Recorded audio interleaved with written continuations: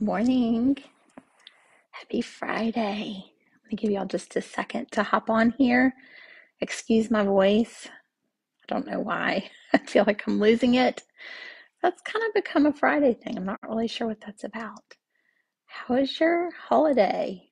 How was your Christmas? How was your Hanukkah? I'd love to hear how it was. As you know, I've been doing a series for the month of December. Today is the last day about how to begin habits and how to create and choose habits that are going to serve you well. And today I wanted to maybe offer a way for you to start. I know that I've started doing this and I have felt amazingly productive since doing this. And today it's called Wakey Habits Make-y. So silly. My kids will be so embarrassed by that. But anyway, if you feel like, kind of like I do right now, I'm not sure what day of the week it is. I'm not sure what is going on. I am one who does not do well without structure. And if you find yourself feeling that same way, I think today you're going to find a little bit helpful for you, or I hope so at least. So I am all about implementing really great habits and creating long-term sustainable ways that can help you or me feel better about what I'm able to accomplish during the day and feel more positive about the progress that I'm making. Is very progress focused, progress centered. And I have found that it all begins in the morning. And I always considered myself a morning person, but having been a stay-at-home mom for several years and then going back to teaching, I realized how much I depend on having a schedule, having some habits in place. And when I was a stay-at-home mom, like I would get my kids ready for school and then I'll kind of not really have a plan for the day. And that did not serve me well. And that oftentimes by the end of those days, I felt like I hadn't really accomplished anything. And I have since tweaked that since becoming a health coach. And now staying home again, I find myself having more free time, having more time to do the things that I want and I need. And I found it really super important for me to create that structure and that schedule. And this is what I've done. So in times past, when my alarm would go off to wake up with the kids, oftentimes, please tell me that you do this too. You push the snooze button.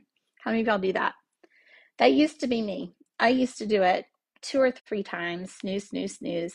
Why set the daggum alarm as early as you do? Why not just go ahead and set it later, right? But now I don't do that, and I'll explain that a little bit more. I used to, another bad habit I had was picking up my phone immediately. How many of y'all do that? Yeah, I still tend to do that. That's been probably one of the biggest habits that I've tried to break is not picking it up first thing in the morning, and I'll share a little bit more about that in a second. And I found that by doing just those two things, pushing the snooze button and being on my device very first thing before I interact, before I do anything else, kind of left me disheveled, left me feeling like I really didn't have a plan for the day. And that was oftentimes would make my days end up being not productive at all. And I'd sit there and think, what did I do today? And that's not the way that I wanted my life to go. And I didn't want to feel non-productive at all. So here are some things that I'm doing now, and I hope that you choose one of these, and I would love to. If you have something in your schedule, the way that you wake up, or your ritual, your routine when you wake up, share that down below in the comments or message me. I'd love to know some more ideas. So here are the things that I've done that have helped me feel and be more productive during the day. The first thing is it actually begins the night before. So I do what's called a brain dump. I'm sure many of you have heard about that. But I basically, at the end of the day, kind of think about the next day, look at my calendar, look at my schedule, and kind of write down just a list. I'm a paper girl, I like things on paper, but there's some great apps for this too. List out the things that you have to get done. And it kind of, to me, are the big rocks of your day. And hey, Pam, those are the big rocks of the day. So all the other things that I want to do are going to fit into those other time slots. So that's the first thing I do.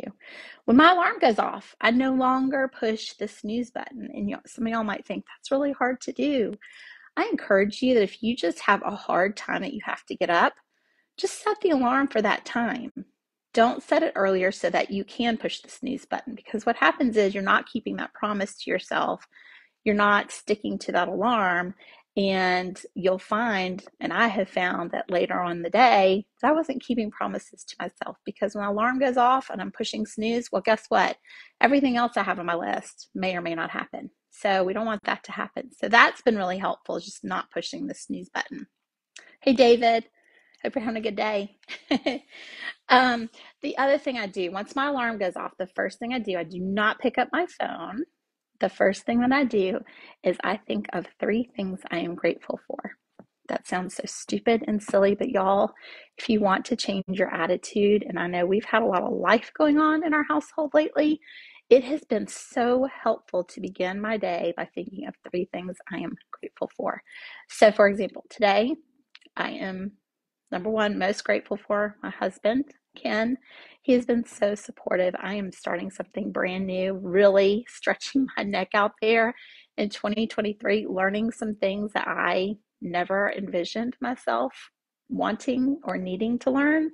And he has been my biggest supporter. So he was my number one grateful.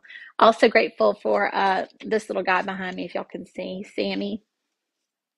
I have 2 teenagers in the house, and they would rather not spend time with me. Sammy's not that way. He's my shadow. He goes everywhere with me. So that was the second thing I was grateful for.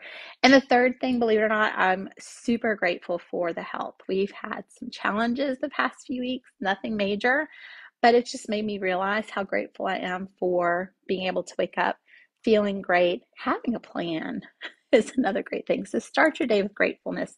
And what you'll find is that kind of activates your reticular activation system in your brain. And once you notice those things, you will find that throughout the day, you're going to be more inclined to notice more of those positive things, more of the gratitude things throughout the day. And it will have a tremendous positive impact on your attitude and the things that you choose to do. So that's another thing that I've done. Something else is my water. I'm having a really hard time. Look at this. Pam, don't judge. This is all I've got right now. It is almost 11 o'clock, so I've got some catching up to do. I'm supposed to drink 3 of these for the day, so I need to catch up. Otherwise, I'm going to be up all night because I've waited too long to drink my water. Drink your water. Studies have found that the first thing that you put or you ingest in the morning is what you crave the rest of the day. I do not have anything else before I've had at least half a bottle of water. I know today's an exception. We're kind of spinning our wheels right now, but have your water. It will create a feeling of fullness. It will help you crave more water during the day. Don't put anything in it. You don't need flavors. Just drink your water, and it will help with your hydration. So it'll just kind of help you jumpstart your body. Still, at this point, I still have not picked up my phone. Hey, Meredith, thanks for joining. I still have not picked up my phone, y'all. This is the biggest, hardest thing. I'm so attached to it. So I still am moving about my day, have not checked my email, have not checked my text messages, have not looked at the news. Like I don't need to start my day with that negativity. Still no phone. I'm still going about my business. The next thing I do is I get up and I make my bed if Ken's not in it. There's some days that he sleeps in, but if he's not in it, I make the bed. And y'all, it's not the habit of making the bed. Stop making the bed and making your room pretty or whatever. It has more to do with, again, keeping that promise to yourself, creating kind of a little bit of a sanctuary for yourself, and knowing that you are committed to doing the things that you said that you're going to do. It's just make your bed. And weirdly enough, it makes you feel so productive. It's so silly. Then I oftentimes will get dressed. I still have not looked at my phone. Now, I will say I'm a music girl. Gotta have my music while I'm getting ready in the mornings. So I have to have my music. So that's probably the app that I do open first. And then I get dressed. I look over my plans for the day. Again, it's going to start with those rocks that I did for my brain dump the night before, but I'm going to look at the other things that I want to do. So, for example, I have to exercise first thing in the morning. So I usually put my tennis shoes on and exercise. That's my moment of self-care. Please, please, please make sure that you have some kind of self-care on your to-do list. You have to have that. You're important. And if you're not feeling at your best, not taking care of yourself, how in the world are you going to be your best for those that you love and you take care of? So put some self-care on there. Um, while I'm walking, this is something else I do, is I listen to a couple of different podcasts. I have one right now. I'm about to finish up Bible in a Year. It's a Catholic version. I am not Catholic, but I really, really enjoy it. It's a great podcast if you're looking for just Bible. He reads the Bible and then he explains a little bit. It's been really, really great this year. So that's kind of something that I've done. I've done it for almost a full year, and I'm so proud of that. Another podcast I love to listen to is Alex Hermosi. If you're business minded, if you want self growth, self development, Mel Robbins is fantastic. Elizabeth Benton has a great podcast called Primal Potential. All those people, the main thing is they're so positive, and what you feed your brain is what you're going to feel for the entire day. So if you start your day watching the news, may I suggest just trying something new if you find yourself feeling a little negative. I know there have been times that I have stuck to the TV and it's not served me well. So just take a look at that. And again, it's not so much, hey, Mark, it's not so much about making the bed or taking the walk or drinking the water as it is keeping those promises to yourself. You will become the person that is reliable. You will become the person that you can rely on to get those things done. And you start small. If all of those things sound ridiculous, I suggest starting with your bed. Just make your bed in the morning.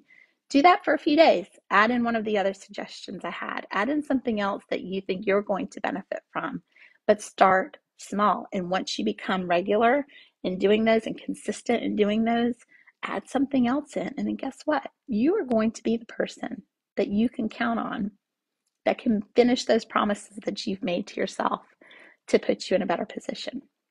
So I wanted to share that going into the new year. I've already started these habits. I'll tell you, some days come easier than others, but I have gotten into such great patterns and rhythms and habits that I'm able to rest my head at night. And is there a way for me to improve on that day? Of course. Of course there is. But there's also a lot to be proud of and to be grateful for.